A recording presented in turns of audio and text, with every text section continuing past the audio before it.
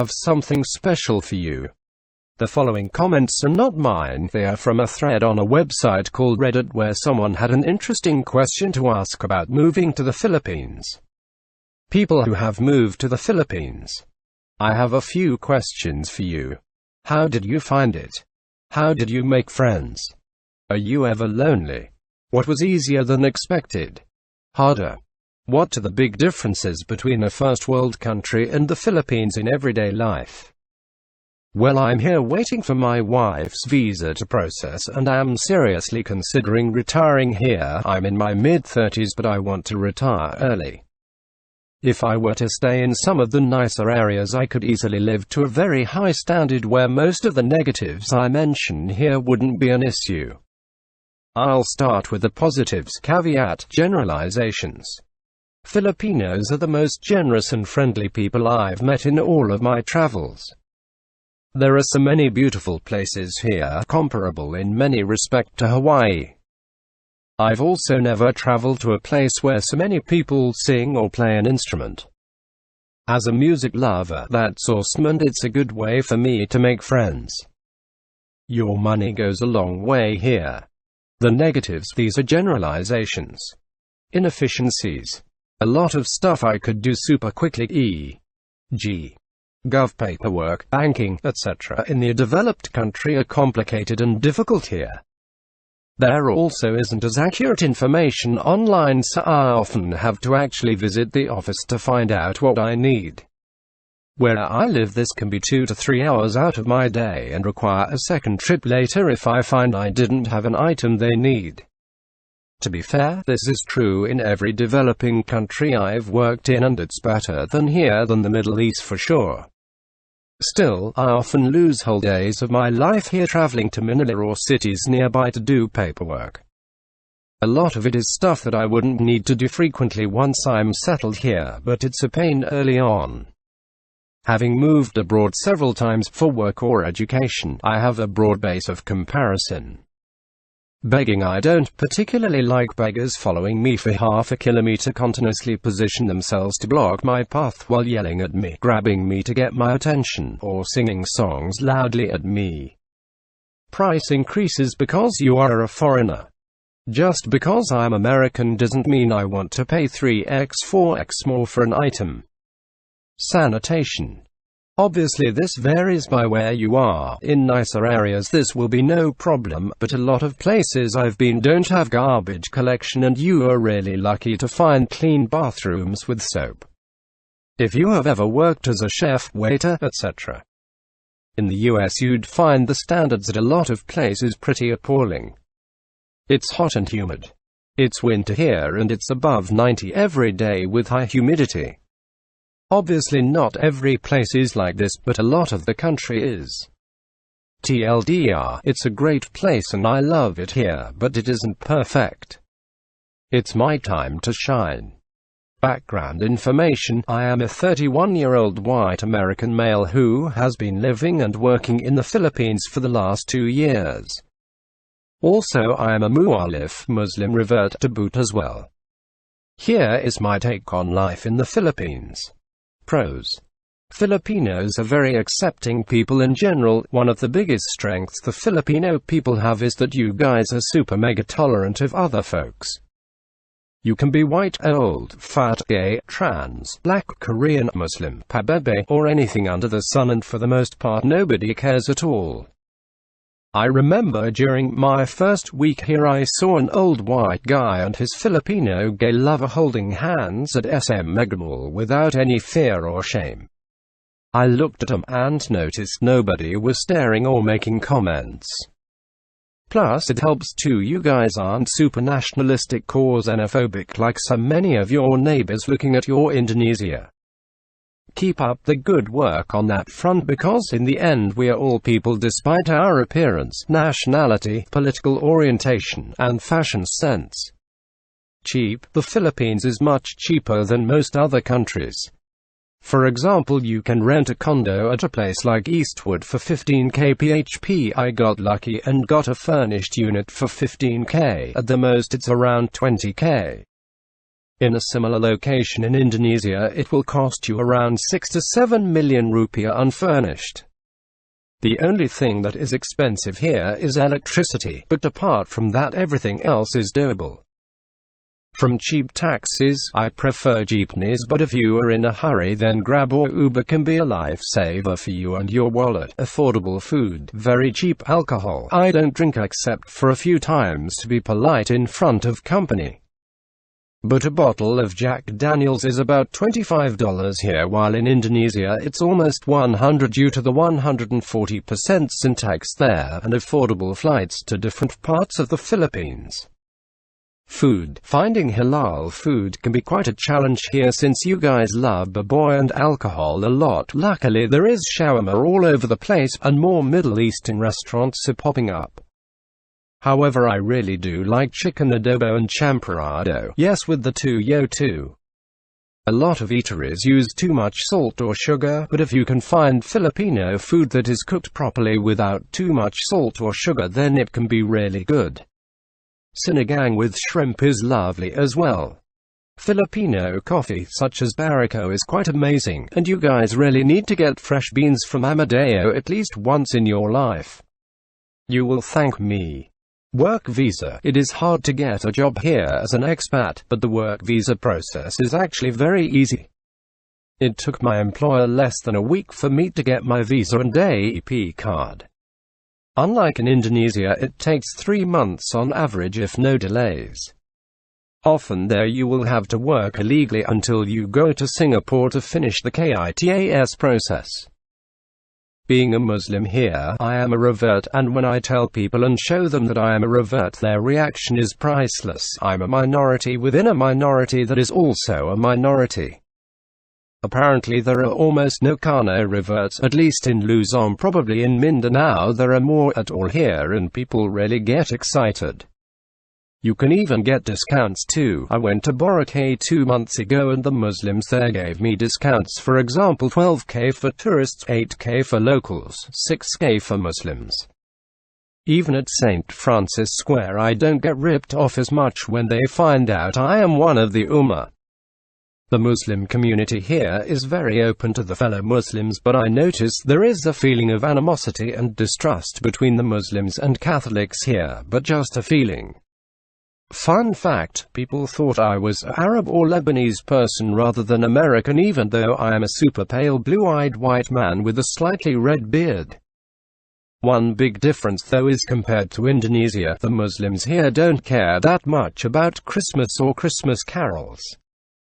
Basically it's not the thing, but they don't see the need to protest or force people to stop giving Christmas greetings or playing Christmas music at the places they work at.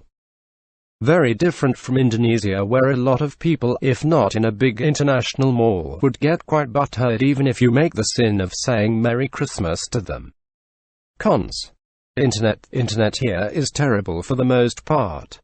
It's ranked the second worst in Asia from a study I read. When it works it's fine, but it's too chaotic and sporadic. It surprises me that there are so many online assistants here when the net has issues working most of the time.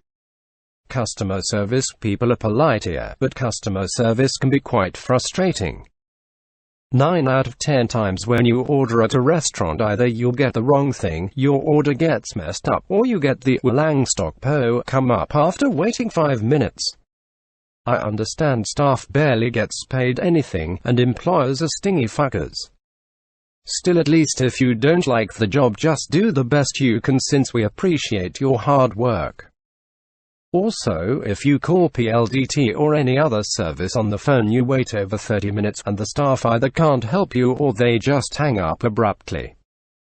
POEA, they're pure evil whose only purpose is to co-block you guys from going abroad to make a better life for you and your family. Duterte needs to purge them, not the drug pushers. Other countries don't have a POEA system. In Indonesia, as long as you have the proper visa and don't look too destitute, then you can fly abroad, no problems asked. Here the POEA can stop you from doing anything for whatever reason they feel is right. Who was the retarded who decided the POEA was a good idea? It's pure crab mentality stupidity right there. Rudeness. This may come as a shock, but let me explain. I have dealt with both rich and poor Filipinos, and I notice that when people feel they have a little power over you, they really try to lord over you. Like my managers at work, the Filipino ones, not Koreans. If you make even the slightest mistake, they power trip and love to threaten you with stuff like, "You are lucky the big bosses and students love you, otherwise I'd kick you out." Then again, I think that manager isn't a big fan of Kano people, since I heard her slam white people in general with the other managers. Also, I have had doors slammed on my face, elevator doors just slam into my sides as people watched, folks standing on the street not willing to move because they are too busy with their conversation, and if you ask them to move they glare at you with disgust. And other similar examples of no manners. Also, you have people who just walk towards you without moving or dodging. They expect you to move out of the way. It's very different from the Indonesians, who are the type of people that dodge and evade. Here a lot of people are like missiles, and especially drivers who do not like to stop or dodge people or things in their way. I've met plenty of nice Filipinos here of all backgrounds, so don't worry, I don't think you guys are all rude. Just the ones who are really over the top with it. Beggars. The beggars here sadly can be quite annoying. Especially if you are in Jollibee enjoying a mango peach pie and a horde of beggars come in demanding food or cash while the security guard is looking at us smiling. That gets real old so fast. Also, no thank you sir or ma'am, I don't want to buy your flowers nor give you coins. Walang pera ako. Getting ripped off. In the Philippines 9/10 times vendors will overcharge you even if you speak Tagalog or know the actual price of the food. Even if you walk away after giving the price, they will not budge at all. In Indonesia it's about 3/10 times 2/10 if you speak Indonesian, and if you walk away usually they will run up and negotiate a better price. Kano tax can go to hell. Corruption. People say the Philippines is quite corrupt. I don't doubt it is, but how exactly do people play the corruption game here? I find it quite hard to bribe or bend the rules, since people still want all the clearances, NBI, barangay, immigration, etc., for every little thing and step. Maybe it's because I am Kano or because I don't really know anyone here, but it's very different compared to Indonesia. If you get pulled over, 50k rupiah gets you out of a traffic violation. If you don't have an exit permit, just go to Soekarno Hatta Airport and pay 1 million rupiah and you'll get it there in an hour. Corruption in Indonesia is much more efficient and easier to dodge annoying rules with, unlike the Philippines. It's like you guys took American-styled bureaucracy but added more papers to it to make it even more annoying, hence all the lines everywhere, lack of agents to process papers on your behalf, and etc. Note, I do not condone corruption or breaking the rules. This is just for educational value. Overall, the Philippines is not a bad place to live in, but for me it's not somewhere I want to live in for the rest of my life. I can see why some people love it here and want to make a life. If you guys want to know more about my experiences here, you can ask. Before I forget, the Golden Mosque in Quiapo is amazing. Still, despite its flaws, the Philippines is a nice place, and I love all my experiences here, both good and bad. Hi. White female here. I found it okay. My major issues are, post office won't deliver to my house. Seems trivial, I know, but I order a lot of stuff online. I am a walking attraction. I will get stares and points daily. It does piss me off sometimes, like sometimes I just want to go to the shop without having people gawk at me. Man, I miss the politeness of UK. I miss people moving aside for you on the pavement, people respecting personal space, people bumping into me in the street and not apologizing. Really, it's my pet peeve. I made friends at university. Actually, it was a lot easier than I thought. I am doing a niche degree, so we have small classes, meaning I get to see my classmates in small classes. I already have a good circle of friends. I'm not lonely because I live with my boyfriend, but I do miss my family, especially here at Xmas and New Year. It was harder than I expected. I really had to change my lifestyle. I live in a basement of someone else's house with cockroaches and spiders. For the first few weeks I had to shower using a bucket and cup. I miss the nice house I lived in the UK. I eat rice for every meal. I have to watch my weight because we always go to Jollibee. I miss being able to make an appointment for the doctor instead of going there, writing down my name and waiting. I miss being able to get my meds for cheap, free. I thought it would be easier here, but really I miss my own country. Disclaimer: I'm an Anglo-Saxon male in Negroes like someone else here, but married and living here with very young children. The bad 60-40 rule, no foreign investment permitted by law in most industries, cripples the entire country economically. Massive, entrenched political corruption at all levels of government from top to bottom, as well as the padrino system of nepotism in politics. If a Filipino is appointed to a political post, the first thing they do is appoint the sons, daughters, nephews, nieces, cousins, al. ad nauseum to bureaucratic posts so they can begin the grand Filipino tradition of skimming off the public and pocketing the cash and resources earmarked for those they are supposed to serve. Instead, brazen theft is the norm. It's understandable why Ferdinand and Imelda Marcos are still the most recognizable public figures associated with the Philippines around the world. Many Filipinos revere these grifters and do their part to propagate the Marcos hagiography. An absolute lack of driving discipline and order. Filipinos drive the wrong way down one-way streets, pass on the right side, don't observe traffic boundaries or signals, cut off other drivers constantly, don't observe right-of-way, cut drivers off that are making legal turns, and in general engage in the road version of Ako Muna, me first. The result is dangerous roadways and total chaos. There is no visible traffic enforcement in most places. Busy intersections have no traffic lights. Crosswalks are often blocked, causing pedestrian disorder. Learning how to drive properly and operate a motor vehicle seems to be a very low priority for most people. Many cars and motorbikes are not properly registered and insured. Woe to anyone who gets into an accident as a result of their negligence. But hey, at least it's not India. Brownouts and electric grid outages are normal, not anomalous. The entire power infrastructure is overtaxed and fucked up beyond belief. Nobody seems to question that this state of affairs is not acceptable for a country that supposedly wants to join the modern, technological world. Filipino politicians would rather line the pockets than invest in infrastructure. At one time, the Philippines could have been another Singapore, but they squandered the chance long ago. If you pay a Filipino fairly to perform a service, even according to their rate, or paying extra, expect them to engage in many shortcuts and cut corners to complete their job. Instead of doing the job right the first time, expect them to do it poorly and then have to return later to fix it, if at all. Benjamin Franklin's "well begun is half done" is a precept Filipinos haven't learned. And God help you if you need construction of any kind done, and you expect it to finish on time and on budget and not get ripped off. Laziness in business and personal interactions. Some Filipinos don't even like moving out of the way on a busy sidewalk, forcing you to bump into them. On average, Filipinos are sleepy people.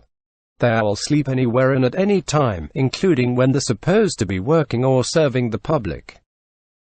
A holdover from the languid Spanish culture of the siesta. In the Philippines, the concept is a lot less endearing than the Japanese inamuri and is, in fact, highly annoying, because often it means you can't expect service during posted hours, or anyone paying attention to detail in the performing of routine duties. Weak police presence, enforcement of law, and public service. Don't expect cops to do the job unless there's something in it for them, in addition to the pay. Graft is endemic, and Filipino cops are usually on the take. Provincial cops can't patrol, even if they wanted to, because years ago when the government bought cars, the cops parted out the vehicles, selling the components to the highest bidder until there were no working cars left to drive.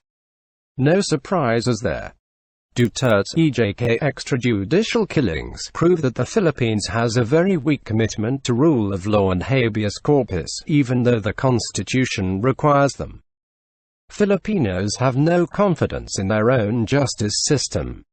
Impaired masculinity, matriarchal culture results in extremes of either phony, over-the-top machismo or homosexuality, transvestism, with very little sacrificial manhood in between. Ladyboy culture, homosexuality, and effeminacy are quite common. Dirty, garbage-filled streets and public spaces. People drop their garbage everywhere, and there aren't enough public receptacles for trash. The average Filipino won't walk an additional meter to put a wrapper or plastic trash in a proper receptacle anyway. They'll just throw it on the ground. Public urination. Men relieve themselves everywhere in public constantly, including in public spaces and in front of children. The disgusting result is the acrid smell of piss everywhere on busy streets, public parks, and other areas. Filipino men can't be bothered to use the toilet, or, as they refer to it, the comfort room, if they need to urinate.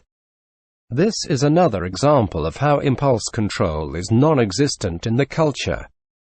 Lack of respect for private property. Homes resemble tiny fortresses surrounded by gates, barbed wire, iron-barred windows, spikes, and broken glass embedded in the top of perimeter walls. Weak culture of self-defense regarding the home, and firearm ownership laws are repressive. The result should not be surprising to anyone. The crab mentality envy is pervasive in Filipino culture.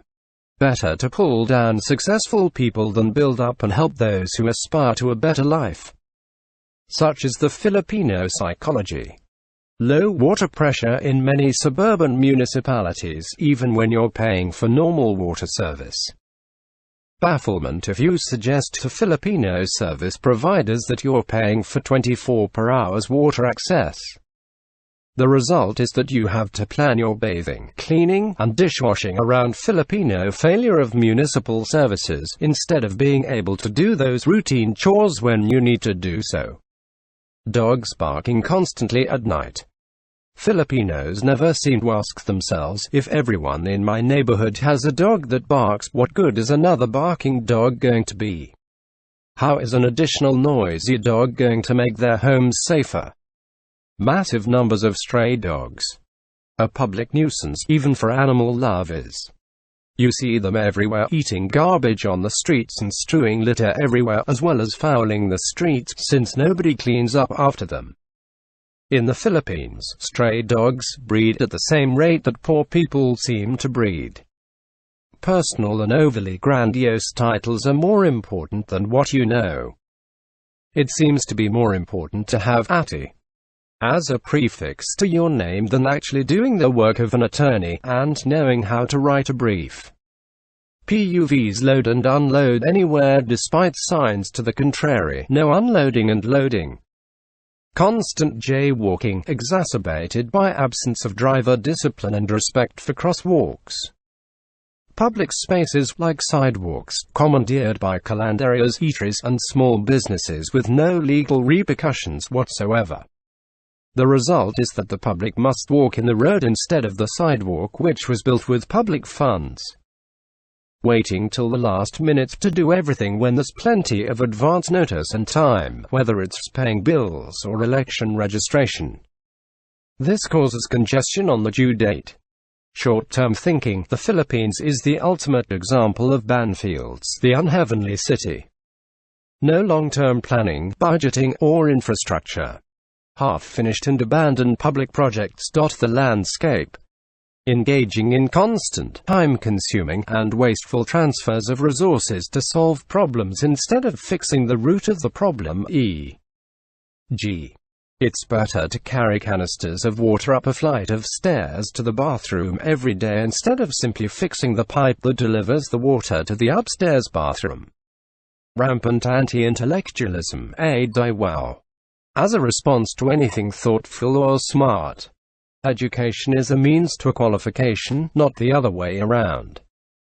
Diploma mills are everywhere, and you can't be sure that some people are qualified to perform what they are licensed to do since they may have purchased the credentials. Medicine, quack doctors abound. So do witch doctors. You don't call and make an appointment with your doctor, show up at the appointed time, wait for less than an hour, and see your physician. That is much too efficient for the Philippines, and besides, it requires people to be on time, so that will never do. You have to go to the doctor's office, sign a book and get on the waiting list, and then wait for hours until it's your turn. This is a lot of fun when you have small children and you get to wait for 3 hours to see a pediatrician in a room full of toddlers.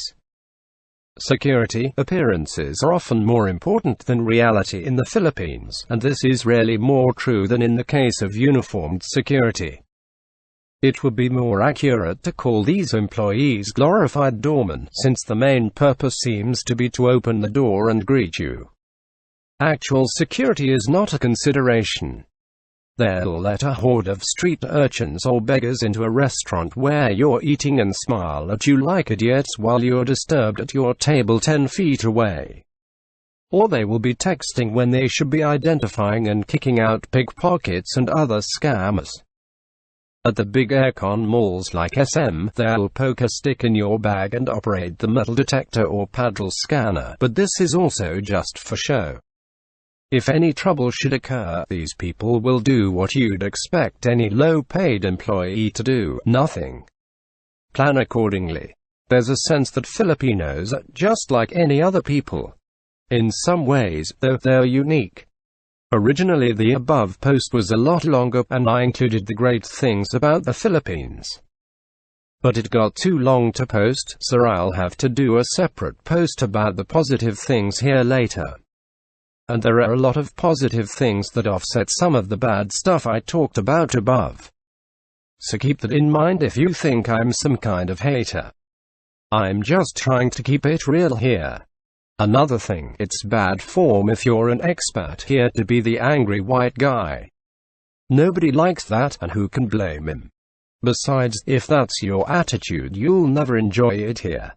There's a sense that you have to take all of the above with a pinch of salt. You have to accept the Filipino culture as a whole, the good and the bad, and relax and smile. Every time some incredibly stupid thing here begins to annoy me, I remind myself that I'm a guest, and then I shift gears a little and enjoy the good things in this country. The impaired masculinity thing is definitely a plus. I get tired of the homophobic bullshit in Western culture tbh. Philippines and Thailand, too, are far more accepting and are just straight up better for it, to be completely honest. If matriarchy tears down barriers, rules of masculinity, then that is a good thing. Ladyboys are called bakla FYI, and are a third gender. They have nothing to do with matriarchy. The Philippines has more gay and bi people because Filipinos aren't demonized for it. So it is more acceptable to express this side of yourself. There aren't actually more, really, just more that aren't completely buried deep into the closet. I say this as someone who studies and researches in the fields of anthropology and international studies and heavily specializes in Southeast Asia. I'm white and have lived here for a year. It's hard to make friends, but it's not impossible. Just have to find someone with similar interests and socio-economic class. I find it to be a good country, and the only thing about that takes getting used to for me is the inability to find quality cheese, as I'm in a small town. Extremely easy to make friends here, but very difficult to find true friends that don't see you as an opportunity. Philippines is best suited for expats who are happy enough having superficial relationships, and are content to delude themselves about reality. Old, lonely guys enjoy the place best, as they tend to not concern themselves with why they're now popular and guapo. They're just happy that they're. Dude, this is simply not true. I have been here for 10 years and have very good relationships with my Filipino friends. There are uses, yes, I do not let them in my life, and if I had to live like that I would become a very old and bitter person. I moved here at 28 though, and was young enough to find people my own age and from similar economic backgrounds. I do see guys that it goes to their heads. They think they are God's gift to women, and let's be honest, it is what it is. Some guys delude themselves. Some become old and bitter and see negativity in everything. It is very, very easy to make friends here. Make sure they're in your own age group and come from similar economic backgrounds. There are people that will be friends with you to use you. Unless you have lived under a rock your whole entire life or have had a very limited social circle and have not traveled much, this is really very common. Just beware of red flags. One red flag means more to follow. And seriously, do not be afraid to tell people to fuck off. I meet guys that walk around me cause shit here. The day I cannot be myself here or anywhere, I will leave. Hello. British here, but with Filipino parents. I moved here a few years ago, intermittently actually, because I'm out of the country for about 6-8 months, depending on my work requirements. Not sure how I can be of help, but let me give it a shot by answering your queries. How did you find it? I've been taking vacations here as a kid, about 2 to 3x overall, and though the culture is okay, I find the weather to be so extremely hot and unbearable at times. When I'm here, I normally feel more comfortable staying inside the house or buildings or cars because of too much sun. The nights are alright, I suppose. Oh, I also like that there's public transportation everywhere you go. And unlike in Europe, if you get lost and ask for directions, people tend to be generally helpful and give you the correct ones, instead of deliberately giving you mass information. This has been done to me several times in different countries. How did you make friends? I'm pretty reserved as a person, but as a British person, it is kinda standard for us to talk about the weather to anyone who's a possible victim-willing listener. I started with that. Let me tell you though that it didn't work initially, and I got plenty of blank faces because, well, the Philippines only have two types, it's either sunny or rainy. And apparently, people don't get batshit crazy when you tell them, bloody hell, look at that, the bloody sun is actually out. So since that didn't work for me, I decided to go one step further by actually working here. Whoever was the unlucky sod who sat beside me in the office became my victim then. I started with, where do you lot normally have lunch? Could you take me there? And if they say yes, boom. Victim engaged. Face with tears of joy. I also attended church. Was randomly offered to join several discipleship groups, which I all initially attended until I've met everyone. I also noticed that Filipinos find it amusing to listen to my accent, so when I am incredibly bored, I randomly dish out an English phrase or word to amuse whoever is beside me and use that opportunity to lure them into my basement, talk to them. Are you ever lonely? I'm generally a happy person. I'm also very cheerful, which is a shame given my upbringing, since British people are supposed to be perennially drunk and sad. What was easier than expected? Getting people to listen to me.